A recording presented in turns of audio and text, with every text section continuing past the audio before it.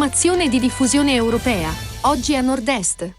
Ben ritrovati dalla redazione. Si chiude con una condanna il caso della pistola rinvenuta a Trieste alla vigilia della visita di Papa Francesco. Il tribunale ha inflitto 2 anni e 4 mesi ad Hasan Uzun, cittadino turco di 46 anni, riconosciuto colpevole di porto abusivo di arma.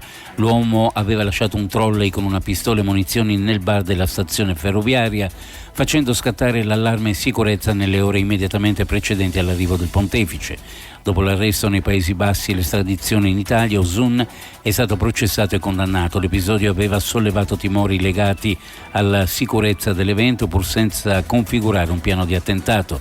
La vicenda si conclude ora sul piano giudiziario, confermando la gravità del gesto ma escludendo scenari più ampi. Entra in funzione a Trieste il nuovo centro di raccolta rifiuti di Giarizzole, destinato a servire circa 40.000 cittadini nella zona sud-est della città.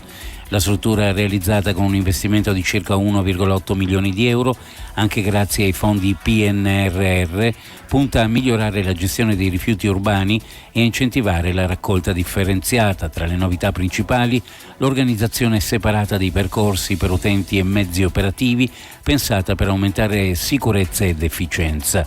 Nel centro sarà possibile conferire materiali ingombranti, elettrodomestici, metalli e rifiuti particolari, con l'obiettivo di rendere più semplice e accessibile il corretto smaltimento. 12 ordigni bellici risalenti alla Seconda Guerra Mondiale sono stati rinvenuti durante i lavori di dragaggio nel porticciolo di Barcola a Trieste. Le bombe rimaste per decenni sul fondale e coperte da sedimenti e rifiuti sono state recuperate e messe in sicurezza dagli artificieri con il supporto delle forze dell'ordine e della Capitaneria di Porto. Il ritrovamento ha fatto scattare le procedure di bonifica dell'area, mentre la Regione sta valutando ulteriori fondi per completare le operazioni e garantire la sicurezza dello specchio acqueo. Nel frattempo si studiano soluzioni alternative per assicurare l'ormeggio delle imbarcazioni in vista della stagione primaverile. Quasi 11 milioni di euro destinati alla viabilità in Friuli Venezia Giulia, con un'attenzione particolare alla sicurezza stradale.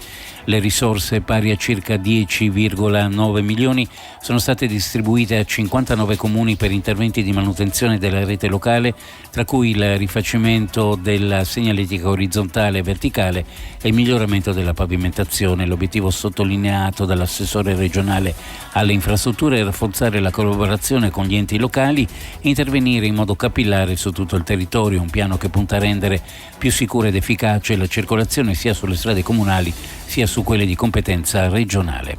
Prosegue il piano di investimenti della Regione Friuli Venezia Giulia sulle infrastrutture, con interventi programmati su più fronti della viabilità. Nel triennio 2026-2028 sono previsti stanziamenti rilevanti per la manutenzione e la messa in sicurezza della rete stradale, inclusi ponti, gallerie e opere di protezione.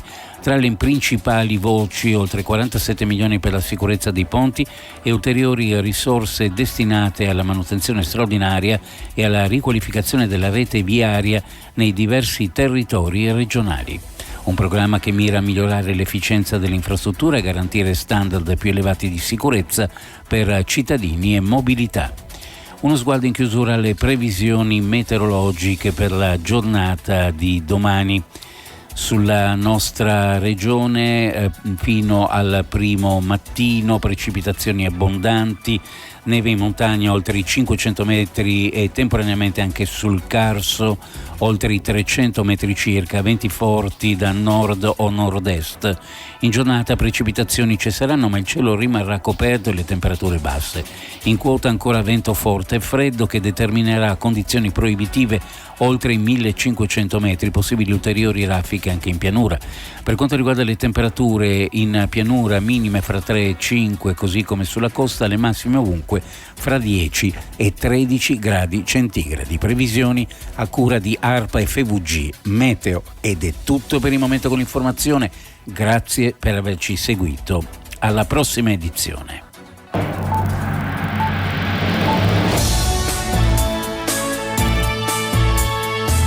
L'informazione di diffusione europea.